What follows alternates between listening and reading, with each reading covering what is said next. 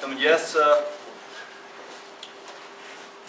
doja të filloj me një pjesë nga një film, nuk e di për ju nëse keni parë, flet për luftën e parë botërore. Është një betejë e aviatorëve të arabëve, që ishin francezët, anglezët dhe amerikanët me aviatorët gjerman.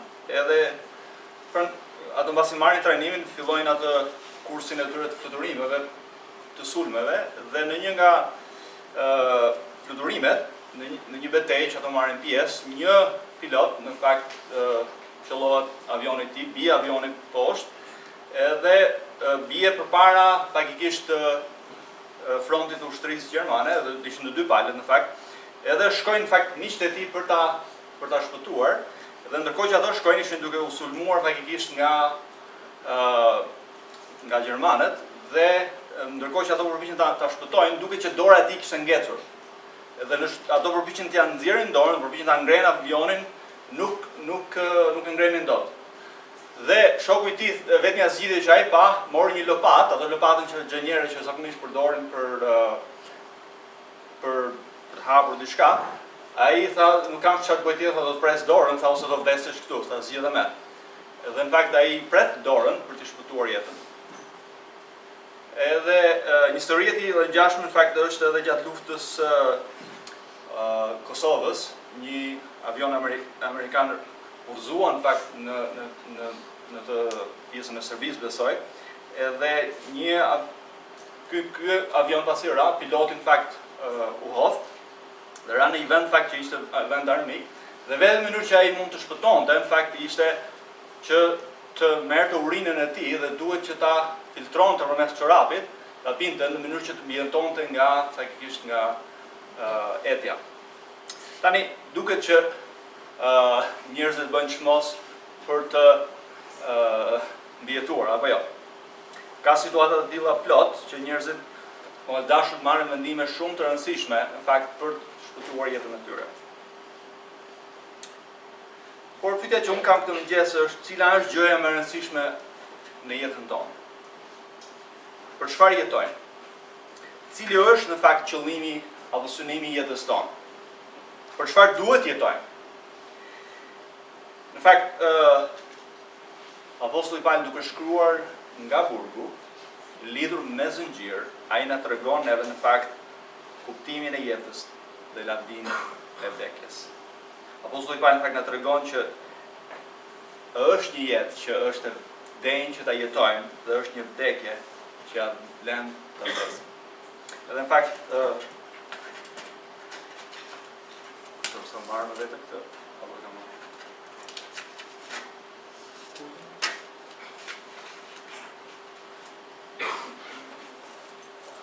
Do jam marrë veni me vete.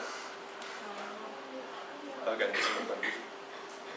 Por le të hapim Bibla tek Filipianëve, dhe te Filipianëve 1:21 është një pasazh fakt i njohur ose një varg i njohur për ne, edhe besoj se të gjithë për ne duhet ta dinë dhe duhet ta kemi mësuar përmendesh, për mua të jetuarit Krishti dhe vdekja fitim. Pra jeta dhe vdekja janë në Krishtin. Të jetosh do të thotë të shërbesh Krishtit, dhe të vdesësh do të thotë të jesh me Krishtin. Edhe në vazhdim të serisë së verës, që ne do shikojmë nga letra e Filipianëve, letra e Gëzimit, Jezusi Gëzimi ynë, do të vazhdojmë sot me Filipianëve kapitulli 1, vargjet 18 deri në 26. Kështu që le të hapim Biblat te Filipianëve kapitulli 1, vargjet 18, fra fundi i vargut 18 deri në vargu 26.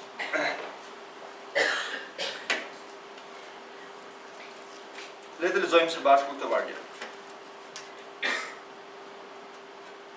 Dhe madje do të gëzohen, sepse e di se kjo do të më dalë për shpëtim me anë të lutjes dhe mendimin e frymës së Jezu Krishtit. Sipas të priturit tim me ngulm dhe shpresë, se nuk do të tërvrohem në asgjë, por me çdo guxim, si gjithmonë edhe tani, Krishti do të madhërohet në trupin tim, qoftë me anë të jetës, qoftë me anë të vdekjes. Sepse për mua të jetuarit është Krishti dhe të vdekurit fitim. Por nëse të jetuarit në mish bën që puna ime të sjellë frut, atëherë nuk di ç'të zgjedh. sepse unë jam i shtrënguar nga të dyja. Kam dëshirë të ndahem dhe të jem bashkë me Krishtin, shumë herë më mirë, por të qëndruarit e mish është më i nevojshëm për shkakun tuaj, dhe në këtë siguri e di, që do të rri dhe do të qëndroj me ju të gjithë për përparimin tuaj dhe për gëzimin e besimit tuaj, që mburja juaj për mua të vrojë në Jezu Krishtin, për praninë time sërish midis juaj. Dhe të lutemi së bashku që Perëndia na flasë përmes fjalës së tij. O Atij dashur, ne të falenderojmë këtë mëngjes për fjalën tënde, falenderoj për frymën tënde shenjtë, falenderoj Zot për kishën tënde, falenderoj çfarë duke bërë në jetën tona. Dhe lutem këtë mëngjes o Atij dashur, ta zbulosh vetën përmes fjalës tënde. Ta zbulosh shpirtin tënd të dashur. Që ne të ndryshohemi, transformohemi nga lavdia në lavdi. Bëhemi gjithmonë më shumë si ai, të jetojmë më shumë si ai. Kënaqemi gjithmonë atë praninë e tij. Dhe sillim sa më shumë lavdi emrit të tij tani dhe në përgjithësi. Në emrin e Cilit ne lutemi. Amen. Në fakt duke menduar për këtë temë, tema që ne do të shikojmë nga pasazhi i sotëm është gëzimi dhe kënaqësia më e madhe të jetosh për Krishtin dhe të shërbesh atij. Dhe duke parë pra vargun kryesor që është Filipinëve 1:21, si do ta plotësonim ne fjalinë? Pra, Pali thot për mua të jetuarit Krishti dhe të vdekurit fitim. Por ne si do ta plotësonim fjalinë këtë mëngjes? Për mua të jetuarit është çfarë? Kjo shpesh plotësohet me gjëra të mira në fakt, por që shpesh herë kthehen në idhuj. Si për mua të jetuarit është familja, fëmijët, shëndeti, puna, paraja, rehatia, qetësia, bukuria, zbavitja, kënaqësia seksuale, fama apo pushteti apo diçka tjetër që ne mund të shtojmë kësaj për çfarë ne jetojmë. Por nëse do të përdorim fakt logjikën e pasazhit që ne po shikojmë, çfarë do ta mbushte rreshtin e dytë?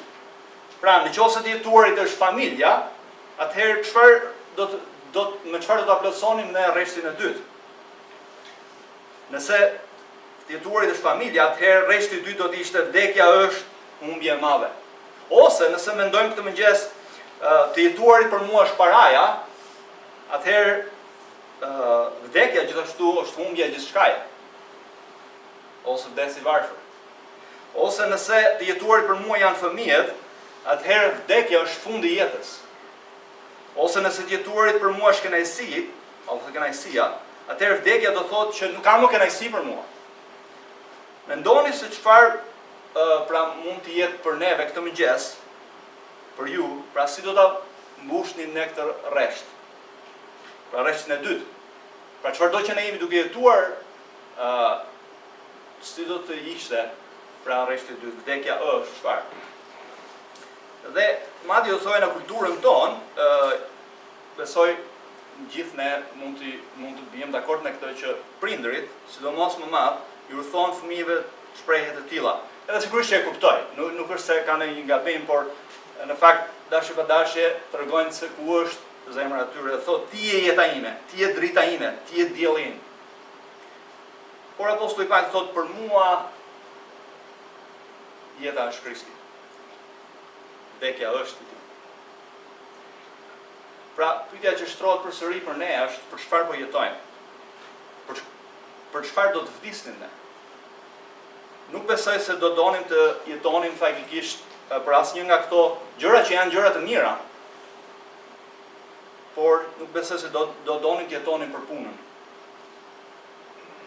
Jeta jonë vërtetet rreth punës, rreth familjes, rreth fëmijëve, rreth paras, rreth qefit, rehatis e gjitha mërat që përmendë pak më sipër.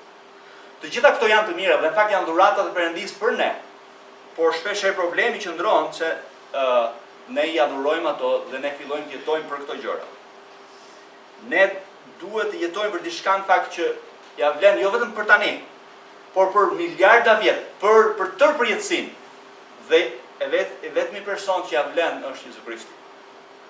Nëse themi jeta ime është Krishti, atëherë ne mund të themi vdekja është fitim. Të jetosh për Krishtin, jo vetëm që na heq neve atë thumbin e, siç thuhet, e vdekjes, pra heq frikën e vdekjes, por e bën vdekjen në fakt të lavdishme. Siç do të shikojmë. Por megjithatë, më lejon të sqaroj diçka shumë qartë dhe shumë thjeshtë. Megjithëse vdekja është e lavdishme për besimtarin, sepse ne shkojmë, siç thot apostulli Paul, në praninë e Krishtit, por në asnjë lloj mënyre nuk po flasim për vetvrasjen, sepse Bibla e dënon qartë vetvrasjen, edhe në njëjtën mënyrë siç Bibla dënon edhe vrasjen. Pra mos krijojmë ne keq kuptim. Pra, çfarë po themi, po flasim është që si sot, dhe çdo herë tjetër nga ky podium dhe nga kjo kishë është që bëhet fjalë vetëm për vdekjen, për kohën dhe mënyrën që Perëndia zgjedh na heq neve nga kjo botë dhe të na sjell neve në praninë e tij. Pra, nuk po vetvrasja është mëkat, po ai që rënd sa edhe vrasja e dikujt tjetër. Pra le të jemi qartë lidhje me këtë. Por këtë mëngjes unë fakt dua që t'ju inkurajoj që shërtojmë se për çfarë ne po jetojmë.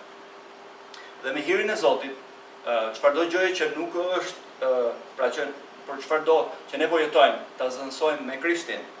Jetojmë për Krishtin. Me lejoni pra që t'ju inkurajoj të mos shikojmë shembullin e shumë krishterëve që mbase nuk jetojnë për Krishtin, mbase jetojnë për veten e tyre.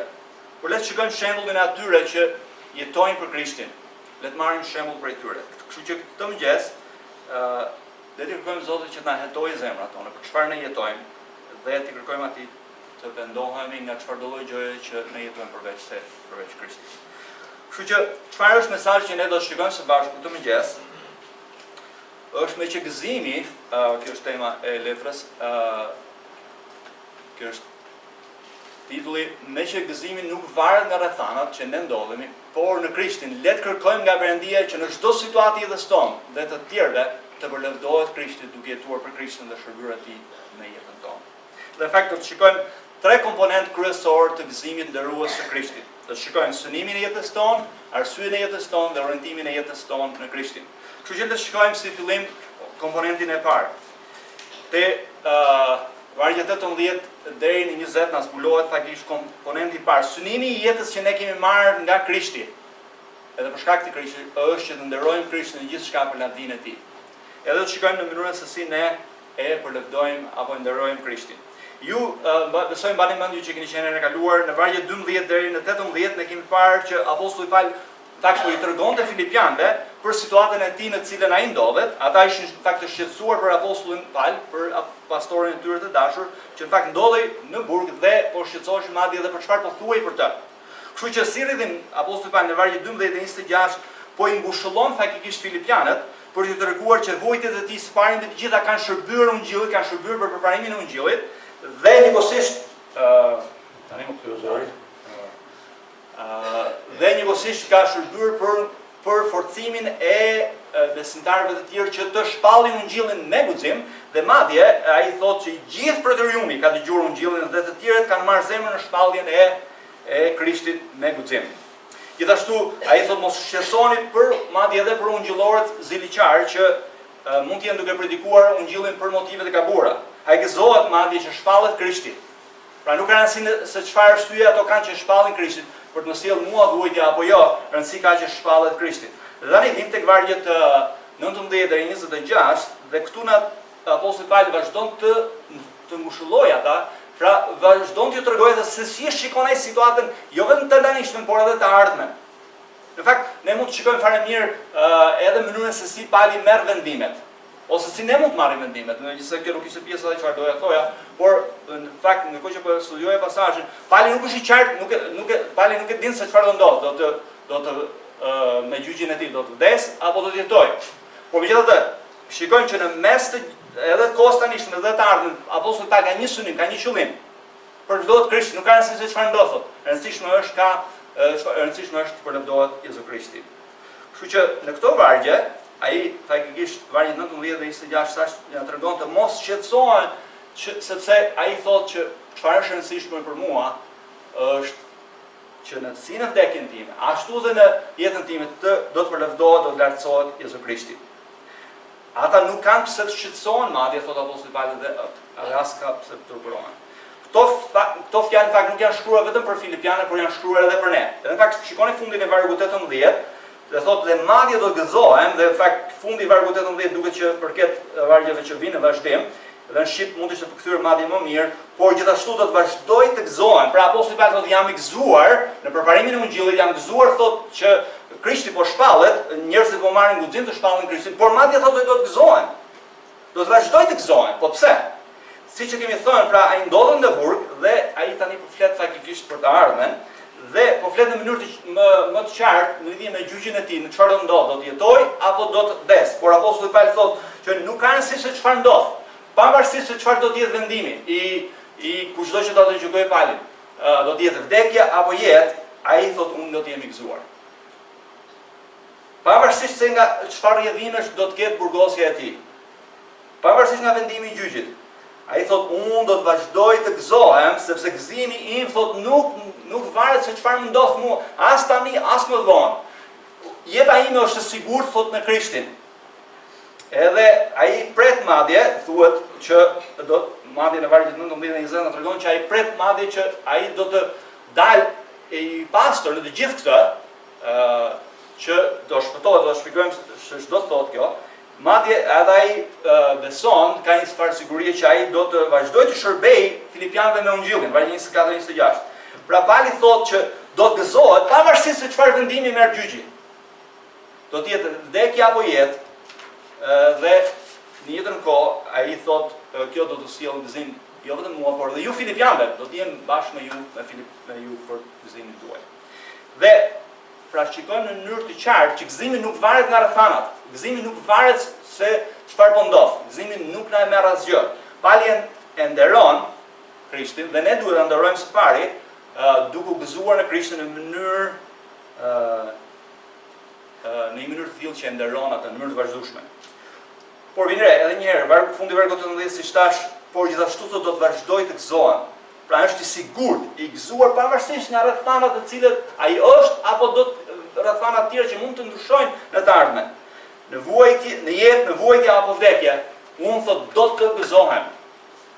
Pra Pauli do të vazhdojë të gëzohet. Asgjë nuk ja heq në fakt gëzimin e tij. Edhe ai shikon të ardhmen, si të tashmen dhe të ardhmen në këtë mënyrë. Pyetja që shtrohet është këtë mëngjes për ne është kjo pyetje, po ne. A varet gëzimi se çfarë do të ndodh neve? A mund të themi bashkë me Paulin këtë mëngjes, pavarësisht se çfarë është duke më ndodhur, pavarësisht se çfarë do të më ndodh mua, unë do të vazhdoj të gëzohem sepse gëzimi im nuk varet se çfarë po më ndodh apo do të më ndodh.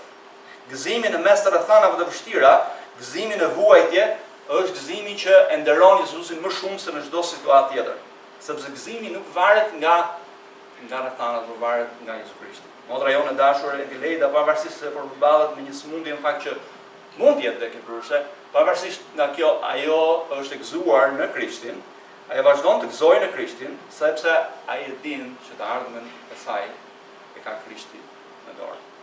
Ne gëzojmë në këtë dhe vlerësojmë të gjë mbi çdo gjë tjetër. Dhe në fakt, kur ne gëzojmë, madje edhe në mes të vuajtjeve, edhe në mes të gjërave më të vështira, ne dëshmojmë se thesari ynë nuk gjendet në asnjë gjë e kësaj bote, por thesari ynë është Jezu Krishti dhe duam atë më shumë se çdo gjë tjetër dhe çdo tjetër. Kështu që çfarëdo që jetë duke ndodhur, çfarëdo që është duke ndodhur, ne mund të jemi të gëzuar, zemra jonë vazhdon të këndojë dhe jap lavdi Jezu Krishtit, sepse Jezusi në fakt është gëzimi ynë, Jezusi është thesari ynë. Një situatë të tillë të ngjashme kemi edhe profetin Habakuk, nëse lexoni gjithë librin Habakukut, në fund Habakuku thotë që të gëzojë në Zotin pavarësisht se çfarë do ndodh me kombëllin e Izraelit. Habakuku 3:17-20. Po ashtu edhe Jobi 1:20-21. Pra çfarëdo që mund të ndodhte Palit, ajo ose kjo të çojë në fakt Palin drejt lutjes dhe jo drejt shqetësimit dhe jo drejt dëshpërimit. Dhe këtë mëngjes unë do të thoja secilit prej nesh, nëse po përballemi me situata të vështira, këtë mëngjes çfarë po i kërkojmë Perëndis? Çfarë po kërkojmë atij? Shikoni çfarë po kërkon dhe po shpreson apostulli Paul në gjithë këtë situatë. Apostulli Paul dhe ne duhet të nderojmë Krishtin. Pra së pari duke u gëzuar në çdo situatë, dhe së dyti duke mbështetur thotë në vargun 19 plotësisht në Krishtin. Edhe vini re që vargu 19 na tregon faktikisht burimin e gëzimit. Nga vjen gëzimi i sigurisë që apostulli Paul ka. Pra, nga vjen gëzimi ynë, nga ka burimin. Ai mbështetet thot apostulli Paul te lutjet e Filipianëve dhe mjaftueshmëria e frymës së Krishtit. Në fakt, duket që në vargun 19 apostulli Paul është duke cituar në fakt Jobin 3:13-16 edhe që është në fakt një përkthim nga hebraishtja në greqisht, edhe ai mund të ketë qenë duke reflektuar pikërisht mbi jetën e Jobit, dhe Jobi mbani mend që Perëndia lejoi që të merreshin gjithçka dhe ai vuajti madje edhe në trupin e tij. Megjithatë, ai nuk mëkatoi. Pra shkaku i vuajtjes së tij nuk ishte mëkati. Dhe apostulli Paul citon dhe ai thotë kështu: madje edhe nëse më vret, unë do të shpresoj në të Zotin. Por kjo do të jetë për shpëtimin tim. Pra ky është Jobi 13:16. Dhe fatkeqësisht përkthimi në shqip, edhe ky i fundit që ne kemi, është një përkthim në fakt që lën për dëshiruar, sepse kam përshtypjen që përkthyesit nuk mund ta përfitojnë dot se si Jobi mund të thotë, Jobi mund të thotë Zotit, dhe sikur Zoti të më vras, unë prapë do kem shpresë tek ai. Ata si jo besimtar nuk thon, nuk është e mundur që ky duhet të jetë duke thënë kështu, kështu që vendosin ta përkthejnë në një mënyrë tjetër. Pra na tregon shumë për botën e jo besimtarëve. Por Jobi thotë, Zoti dhe sikur të më vras, unë do të shpresoj tek ai. Pali duket sigurisht duke cituar pikërisht këto fjalë të Jobit. Tani çfarë thotë apostulli Paul kur thotë sepse e di që kjo do të dalë për shpëtim. Tani çfarë thotë këtu shpëtim? E ka fjalën shpëtim thjesht nga një situatë e caktuar, e ka fjalën për shpëtim në mënyrë përfundimtare që do të pavarësisht çfarë ndodh do të shpëtojë përfundimisht nga kjo, pra në kuptim përfundimtar.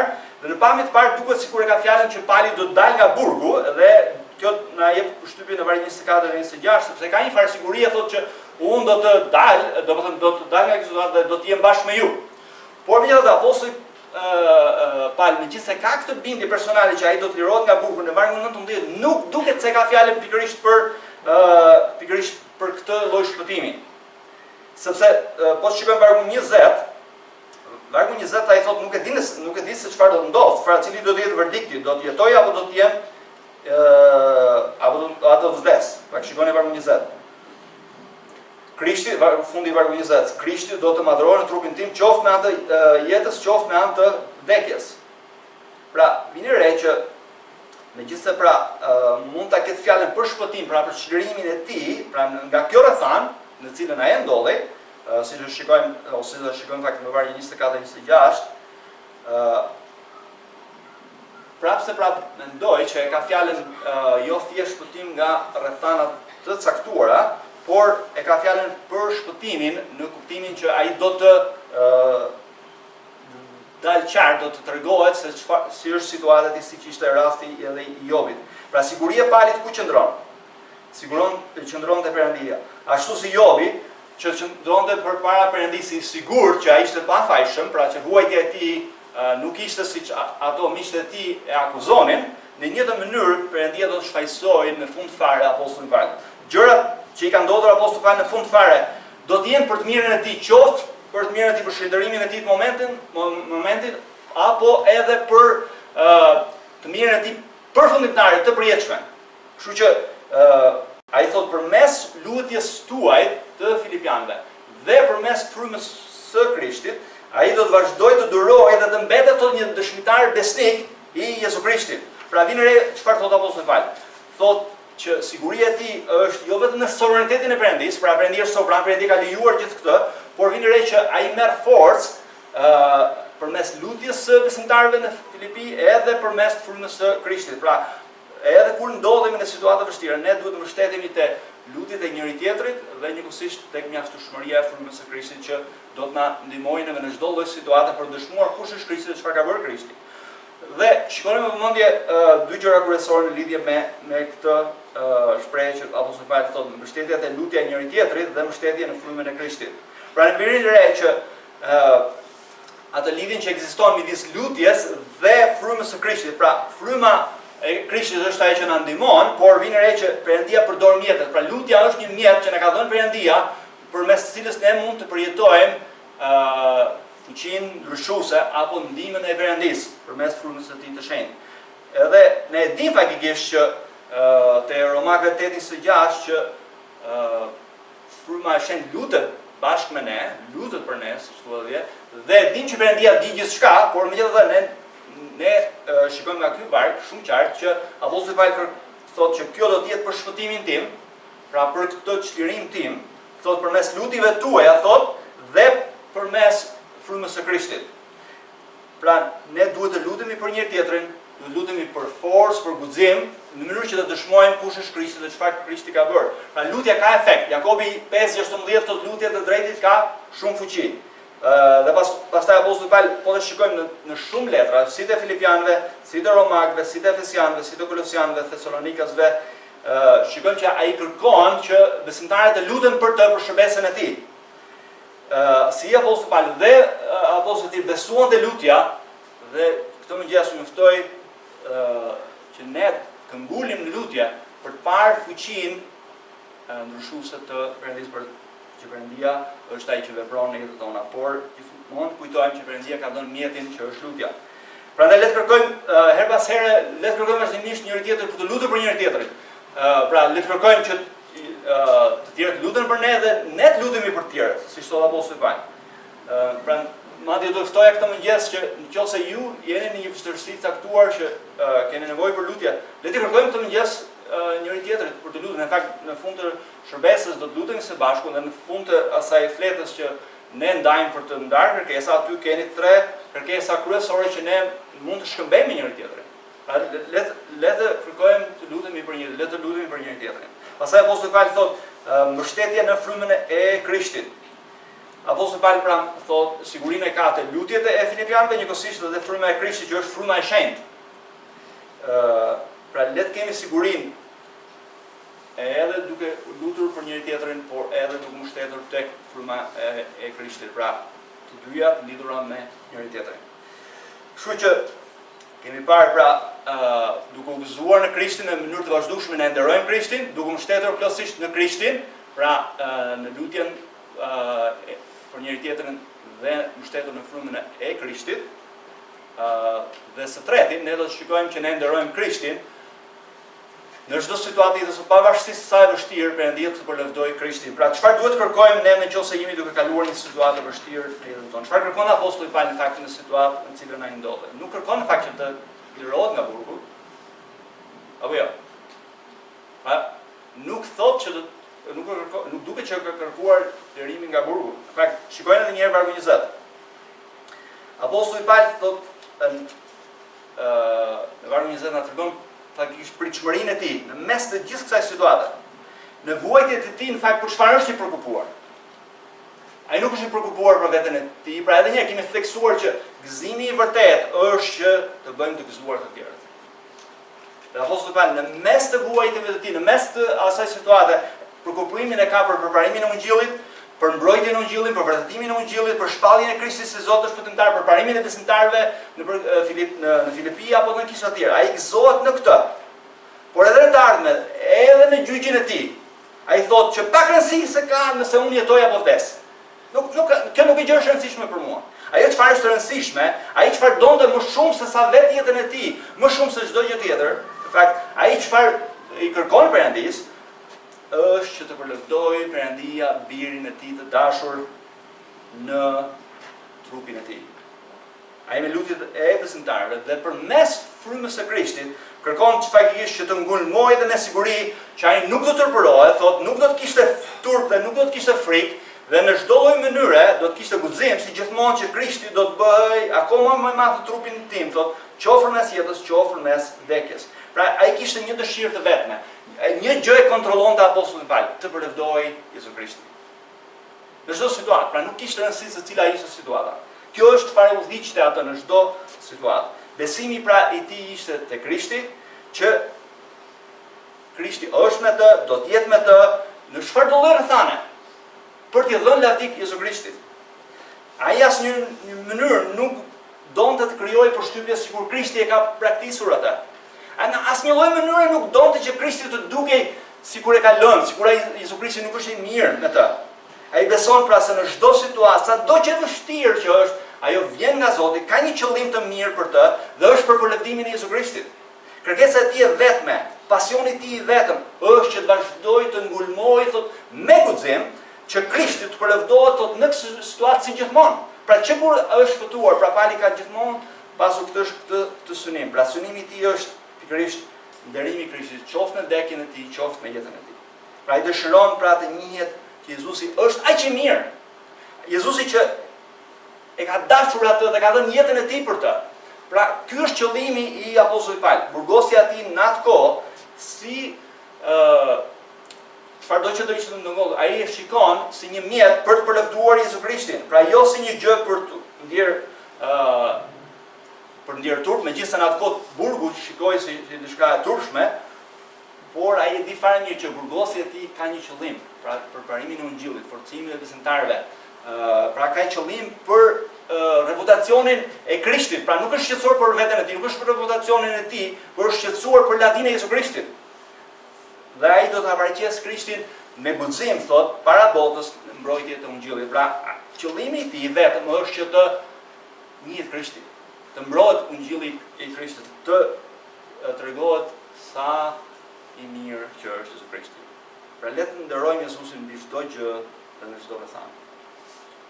Le të jetojmë për atë që na deshin neve dhe dha veten e tij për ne. Ai besojmë ne këtë mëngjes se vërtet ai na ka dashur neve dhe ka dhënë veten e tij për neve. Apostulli Paul në fakt nuk donte t'ia dinte për asgjë tjetër përveç se Krishti. Edhe pyetja këtë mëngjes për secilin prej nesh është kjo. A do t'ia dim neve më shumë për nderin e Krishtit apo për nderin tonë? A do të jetë synimi ynë i përditshëm që të përlëvdohet Jezu Krishti në çdo situatë? A do të jetojmë me guxim apo do të jetojmë me frikë? Krishti premton që ai do të jetë me ne në çdo situatë që ne ta përlëvdojmë atë. Edhe pyetja ime përsëri vazhdon më tutje është cili është synimi ynë te puna jonë që ne aty ku punojmë. Cili është synimi ynë në shtëpi? Cili është synimi ynë në marrëdhënie me komshin tan? Cili është synimi jonë me njerëzit në cilët shkojmë në shkollë? Cili është synimi ynë kudo? A është të përlëvdojmë Jezu Krishtin? Atë që na deshi dhe dha veten e tij për ne. A do të njihet Krishti apo do të njihemi ne? A do të vendosim pra këtë mëngjes ne që do të jetojmë për atë që na deshi dhe dha veten e tij për ne. Jezusi përmes çdo situate dhe konteksti të jetës tonë kërkon që ai të njihet, ta njohim atë, ta përlëvdojmë atë si Zot dhe shpëtimtar. Nuk ka gëzim fakt, nuk ka kënaqësi më të madhe se sa kjo. Le të shikojmë komponentin e dytë më tutje, pra kemi parë komponentin e parë të gëzimit, pra që ne jetojmë në çdo gjë, në çdo rrethan, në çdo situatë për të përlëvduar Jezu Krishtin. Të njihet Jezu Krishti. Nuk ka rëndësi se çfarë ndodh. Pra shqetësimi ynë nuk do të jetë çfarë po ndodh. Shqetësimi ynë nuk do të jetë çfarë do të ndodh. Shqetësimi ynë i vetëm do të jetë siç ai ishte apostulli Paul, të përlëvdohet Jezu Krishti në trupin tonë, në jetën tonë. Dhe ai vazhdon me arsyen e jetës tonë të re në Krishtin. Në fakt që të përlëvdojmë Krishtin në çdo situatë është e mundur vetëm kur arsyeja për cilën ne jetojmë është Krishti. Dhe apostulli Paul që do ta përkthejmë fjalë për fjalë, pa shtuar atë fjalën është që nuk është në greqisht, për mua të jetuarit Krishti dhe vdekja fitim. Arsyeja pra pse Pauli kishte këtë synim, këtë qëllim të vetëm, këtë motiv të vetëm, këtë pasion të vetëm, këtë ambicie të vetme në jetën e tij, është sepse ai jetonte për një arsye të vetme. Ai thot, jeta ime është Krishti. Unë e dua thot Krishtin më shumë se çdo gjë tjetër dhe çdo tjetër. Në fakt urdhërimi i Perëndisë është duaje Zotin Perëndin tënd, me gjithë zemrën tënde, me gjithë shpirtin tënd, me gjithë forcën tënde. Pra, vini re që Pauli po jetonte për Krishtin dhe nuk ishte diçka private, pra nuk ishte diçka që nuk njihej, por kjo ishte njihej botërisht, pra që Pauli jetonte për Krishtin. Krishti është thot jeta ime. Të gjithë dinë pra që Pauli është në burg për Krishtin. Ne faktikisht ju tregojmë të tjerëve çfarë është gjëja më e rëndësishme për neve, është për çfarë ne jetojmë. Pra ne mund të themi shumë gjëra që janë gjëra të rëndësishme për ne, por ne u tregojmë të tjerëve se çfarë është gjëja më e rëndësishme për ne, është për çfarë ne jetojmë. Pra pyetja është për çfarë ne jetojmë këtë mëngjes. Çfarë është gjëja më e rëndësishme për ne? Pra ajo çfarë dallon është për çfarë ne jetojmë. Dhe sipas kulturës tonë, jeta është gjëja më e rëndësishme. Dhe ne zakonisht themi që jeta është gjëja më e rëndësishme, shëndeti është gjëja më e rëndësishme. Edhe unë po them që nuk është rëndësishme shëndeti. Ose në kulturën tonë jeta është më e rëndësishme, puna është më e rëndësishme, paraja është më e rëndësishme, familja është më e rëndësishme, fëmijët janë më të rëndësishëm, rehatia, kënaqësia apo qetësia. Por kam frikë se shumë prej nesh mund të jetë paraja, mund të jetë puna gjëra më e rëndësishme. Ato në fakt mund të zënë vendin parësor të kohës tonë. Në fakt vendimet që ne marrim në lidhje me punën tonë, me familjen tonë, me gjërat, pra nuk i marrim vendimet me faktin që ne jemi të krishterë, pra me faktin që Krishti është në qendër të jetës tonë, pra vendimet që ne marrim, zgjedhjet që ne bëjmë, përkushtimin që ne kemi, ato motivet që ne kemi, nga çfarë diktohen. Duket se ndonjëherë mund të vërtiten rreth paras dhe rreth punës. Ato përcaktojnë se cilat janë dëshirat tona, zgjedhjet tona, përkushtimet, motivet dhe veprimet tona. Dhe nuk është Krishti, nuk është fjala e tij. Ne mund të themi që Krishti është më i rëndësishëm, por mënyra se si ne edhe një herë jetojmë, çfarë ne themi, çfarë ne bëjmë, tregon në vërtetë se çfarë është më e rëndësishme. Në fakt vargu 22 apostulli Paul thotë, por nëse të jetuarit në mish bën që puna ime të sjellë frut, vini re çfarë thot Pauli është jetuarit. Të jap frut për Krishtin. Le të mos themi pra që Krishti është jeta jonë nëse ne nuk punojmë për Krishtin. Pra, a mund të themi ne që unë jam në punë për Krishtin, unë jam në shkollë për Krishtin. Pra gjithçka që unë e bëj në shërbim të Krishtit. Pra të gjithë dini që apostulli Paul gjëja më e rëndësishme për të ishte jo jeta e tij, nuk ishte reputacioni i tij, nuk ishte çfarë ndodhte, por ishte Krishti dhe misioni i tij. Në fakt, të gjithë dinim që ishte në vargojnë për Krishtin. Pra, mënyra se si ne jetojmë tregon se çfarë është gjëja më e rëndësishme. Pyetja që unë kam më tutje është, a dihet publikisht? Pra, nëse njerëzit shikojnë jetën time, çfarë mund të thonë njerëzit se çfarë është gjëja më e rëndësishme për mua? Puna, familja, shëndeti, rehatia, qetësia apo Krishti? Unë nuk po them që këto gjëra të tjera nuk kanë rëndësi, por po them edhe një herë çështja është çfarë është më e rëndësishme. Madje do të thoja këtë mëngjes, çështja nuk është a jemi ne njerëz të ndershëm apo jo.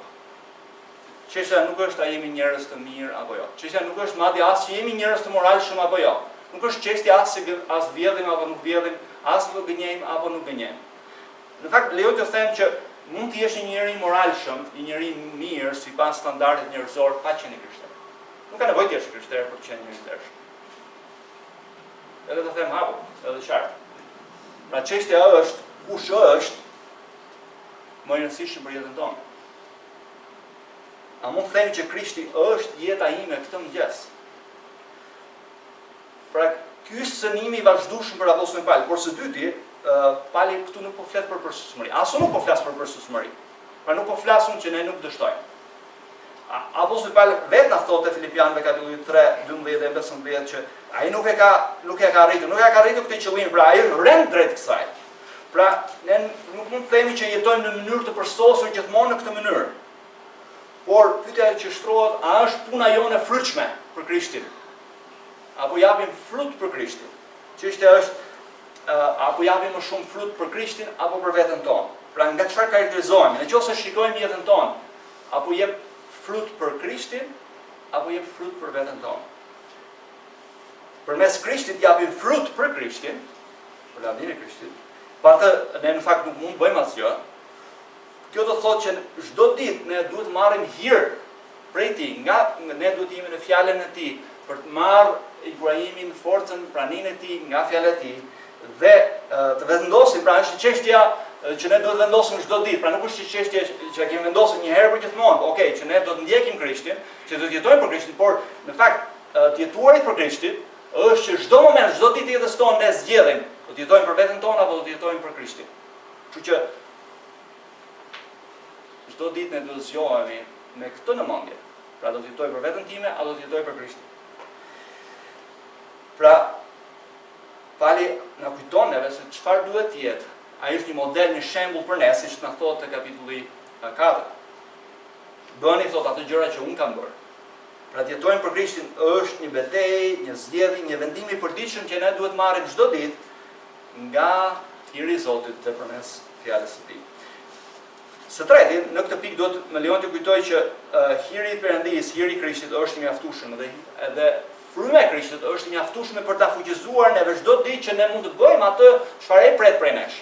Pra, a mund të kemi ne një mentalitet të pandalshëm siç kishte apostulli Paul? Ne mund të jetojmë në këtë mënyrë, jo sepse ne jemi të fortë. Apostulli Paul thotë, ne duhet lutemi për njëri tjetrin, duhet mbështetemi te fryma e Krishtit dhe duke mbështetur tek lutjet e njëri tjetrit dhe përmes frymës së Krishtit që është i mjaftueshëm, ne mund të jetojmë me guxim për Krishtin dhe për lavdinë e Tij. Pra mund të jetojmë në këtë mënyrë dhe të vdesim, thotë siç thotë apostulli Paul. Dhe në fakt vargu 21 është një varg shumë frymëzues për shumë krishterë, është një varg në fakt i njohur, besoj se cilin prej nesh. Siç Pauli fakt e ka bërë të qartë, apostulli Paul nuk po thotë që ne duhet martirizohemi, kam thënë tash në këtë gjë, as nuk e ka fjalën që ne duhet kërkojmë këtë gjë, por fjalë për fjalë ai ka fjalën që nëse ne po përndiqemi për Krishtin, ne marrim inkurajim. Për mua të jetuarit është Krishti dhe vdekja fitim. Pra nëse po vjet pra çështja është këtu, nëse po vjet në rrezik jeta jonë për Krishtin, këto fjalë në fakt duhet na inkurajojnë. Okej, nuk kemi pse të kemi frikë. Pauli thotë që nëse më marrin jetën nuk ka problem, do të jem me Krishtin.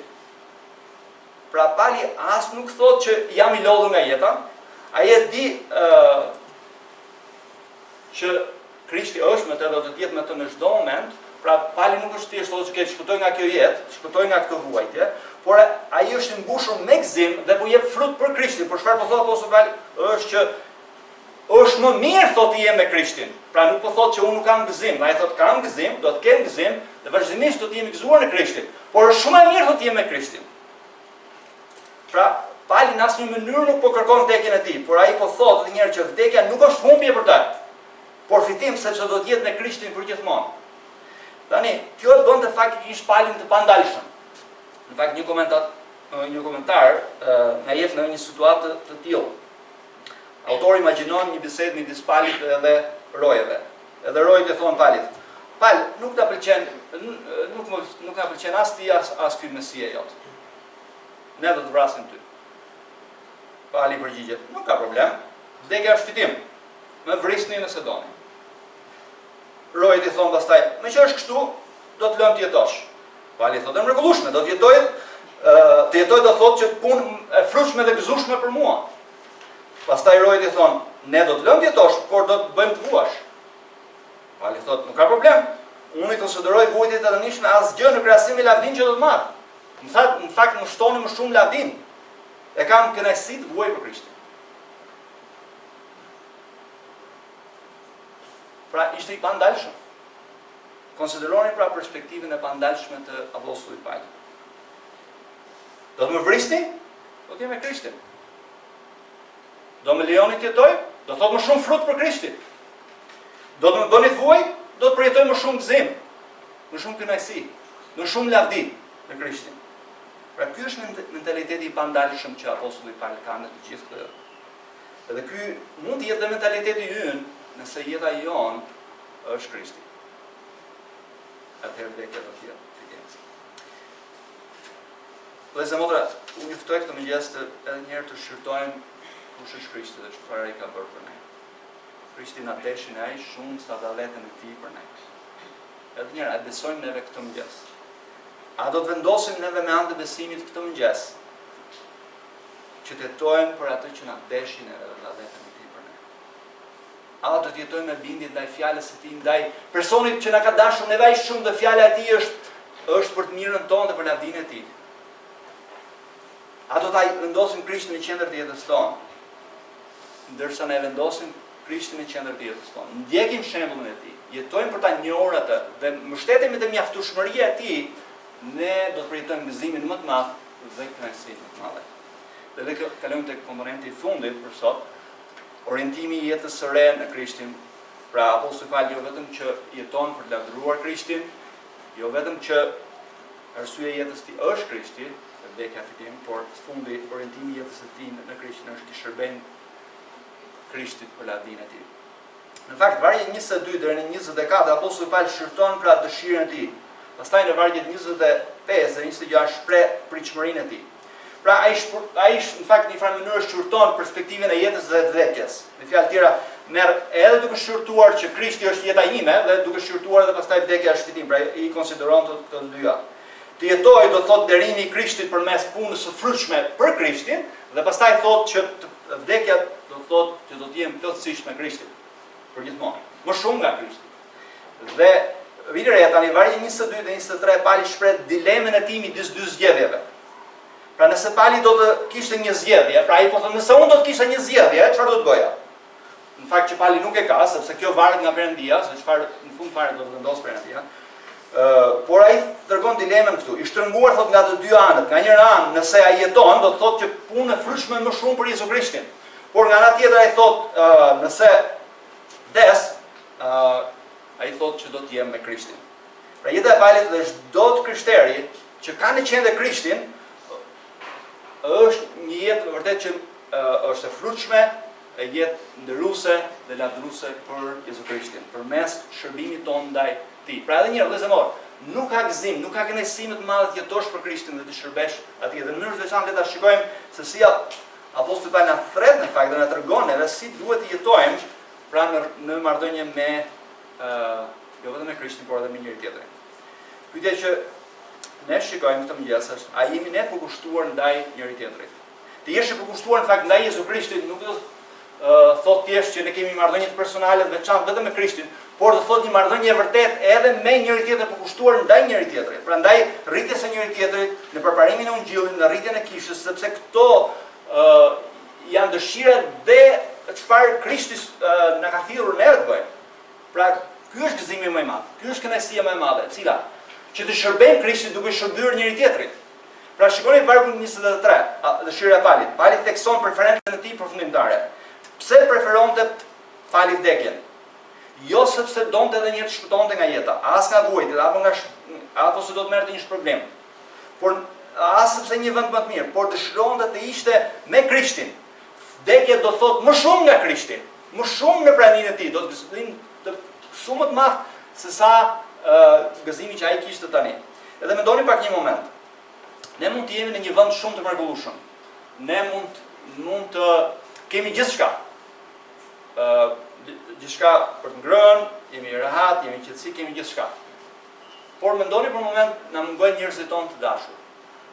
Ne nuk ndjehemi në shtëpi, apo jo? Suzana mungojnë njerëzit tonë më të dashur, mungojnë njerëzit e familjes. Sado që ti mund të jesh rehat, prapë të mungon. Edhe këtë Pali po thotë. Pali po thotë që shtëpia e tij e vërtet nuk është kjo botë, por jeta aty ku është Krishti.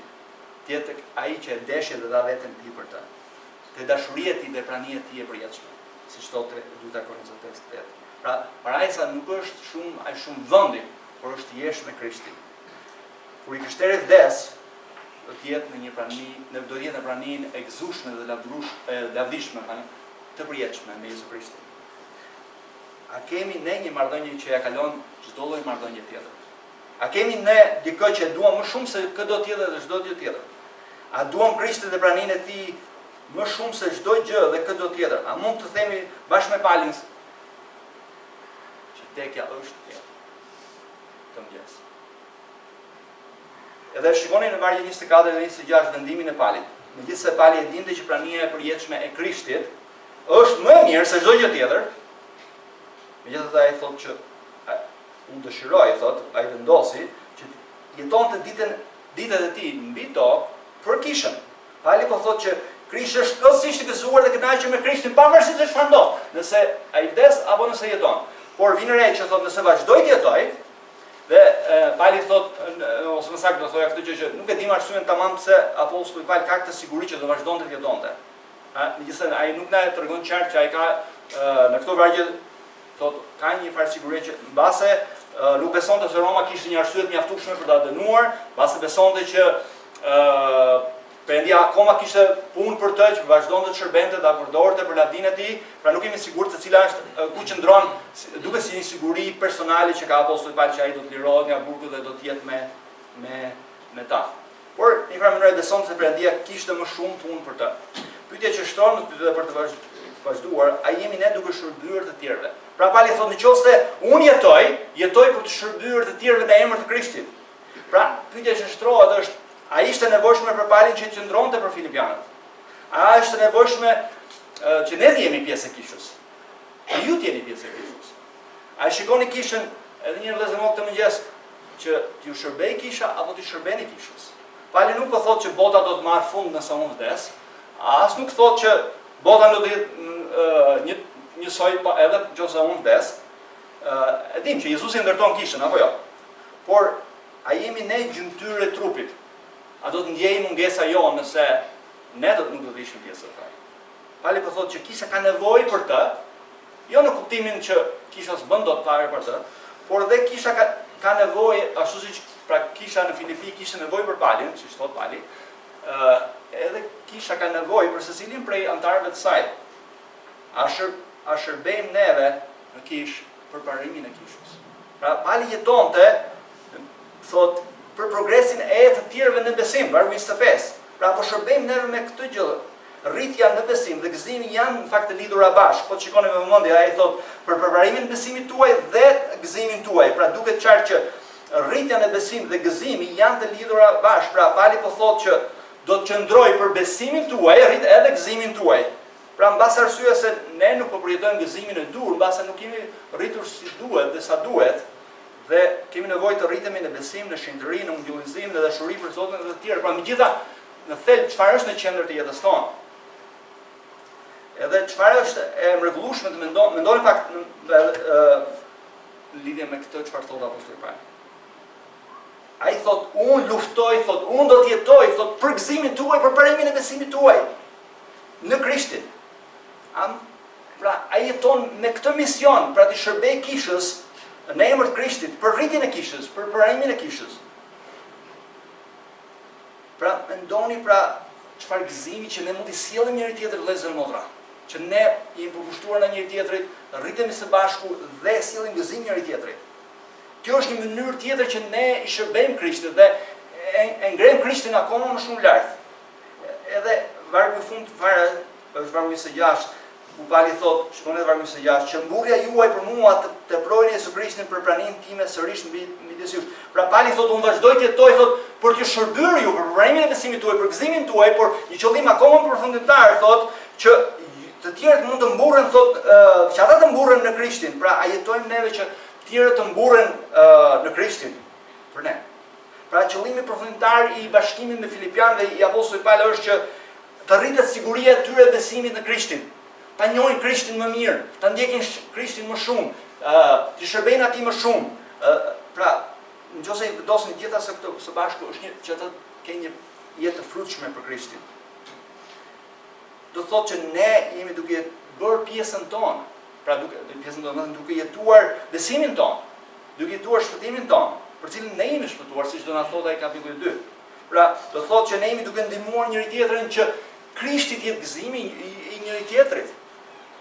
Pra Pauli thotë që unë jetoj që Krishti të jetë gëzimi juaj. Vëllezër motra, Krishti është gëzimi jonë dhe ne duhet ndihmojmë njëri tjetrin që Krishti të jetë gëzimi jonë. Të drejtojmë sa më shumë njëri tjetrin drejt Krishtit, të ngurojmë sa më shumë njëri tjetrin drejt Krishtit, të japim dorë njëri tjetrit drejt Krishtit, të afrohemi së bashku drejt Krishtit, pra të jetojmë së bashku me Krishtin për lavdinë e tij. Kjo është arsye pse Pauli donte të jetonte me gjatë, pra arsye vetëm është të shërbente atyre me ungjillin e Jezu Krishtit. Për rritjen e tyre, gëzimin e tyre. Edhe nëse ju në këtë mëngjes do të mund të thoni si mund ta kenë unë këtë jetë. Si mund të kenë një jetë të mbushur plot me nderim për Krishtin, me gëzim për Krishtin, duke mbështetur te Krishti, duke përfaqësuar danjësisht te Krishti. Në fakt, si mund të jetojmë siç thot apostulli Pauli, për mua të jetuarit është Krishti dhe vdekja fitim, pra si mund të jetojmë këtë jetë? Apostulli Pauli na tregon në fakt, ne do të shikojmë te Filipianëve kapitulli 3, 4 dhe 11. Ai na tregon atë. Kur Pauli njohu Krishtin, kur takoi Krishtin, jeta e tij ndryshoi përgjithmonë.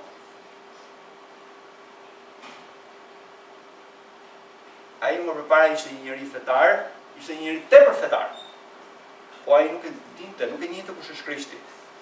Edhe kur ai besoi në Krishtin, mori drejtsinë e Krishtit, njohu Krishtin, Krishti i dha atij një jetë të re, ai gjeti jetën në Krishtin.